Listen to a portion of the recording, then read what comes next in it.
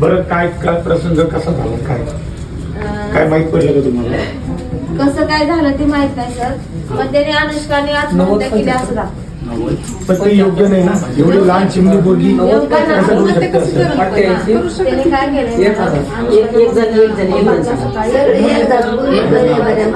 एक जणच बाई पण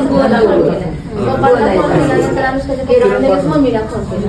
मम्मीला फोन करून सांगितलं की असं मॅडमचा फोन आला तर अनुष्काला मॅडमला विचार. मम्मीने लगेच मॅडमला फोन लावला. मॅडम अनुष्काला सांगितलं तर काय नाही, अनुष्काचे पप्पा आणि मम्मी तुम्ही दोघंच या सिव्हिल हॉस्पिटलमध्ये आले. सिव्हिल हॉस्पिटलमध्ये काय झाले कसं झाले तर काय नाही, आल्यावर आपण समोरासमोर बोलूया म्हणून त्यांना बोलवून घेतलं. मग आमच्या अनुष्काची आई पप्पा आणि माझी आई म्हणजे मी किरण अनुष्काची आत्या ती तिघजण गेले तिथं.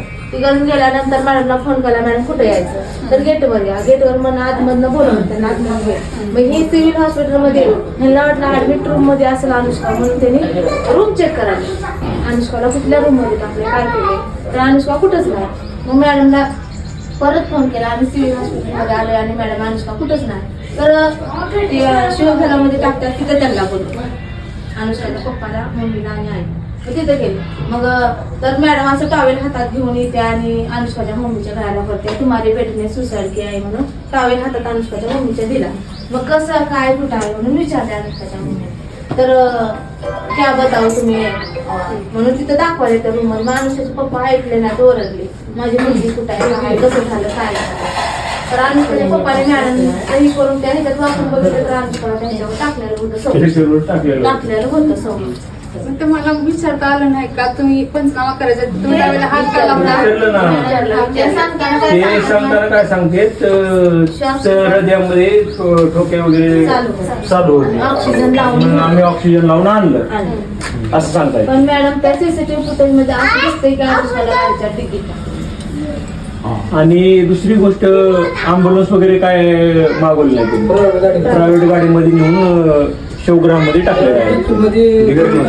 तिथं ज्या हॉस्पिटलमध्ये तर ते मयत झाले होते तिथे आहे ना, आणि त्यांनी ते लपवण्यासाठी फाशीचं हे केलं म्हणजे फाशीचा असं फंदा बनवला आणि घेऊन डायरेक्ट हॉस्पिटलला गेले आणि असं दाखवलं की आम्ही वाचवण्याचा प्रयत्न केला. आणि जे त्यांनी दाखवतात ना दाखवले आपल्याला आणि ते दिसतं पण ना, एवढ्याशा छोट्या जागामध्ये फाशी बसू पण शकत नाही.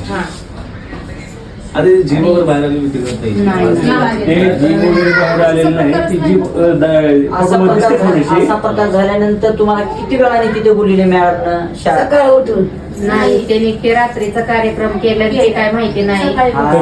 हेच आम्हाला समजलं. सकाळी 9 वाजता फोन आलेला सकाळी.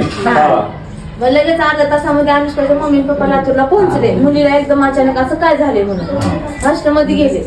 मग तिथं जाऊस तर त्यांना समजा 10 वाजले, 10:15 पर्यंत त्यांना समजलं. पण त्यांनी अनुष्काच्या मम्मीला सर 2 दिवस त्यांनी अनुष्काला दाखवलंच नाही.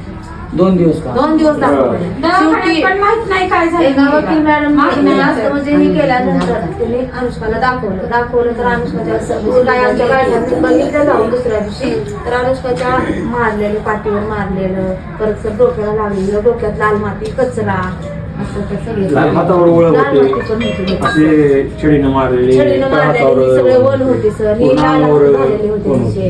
फक्त हे काय ते हे पाय तिचे चांगले होते, बाकी पूर्ण शरीर त्यांनी मारलं. मग फाशी घेतले तरी सगळं आलं होतं.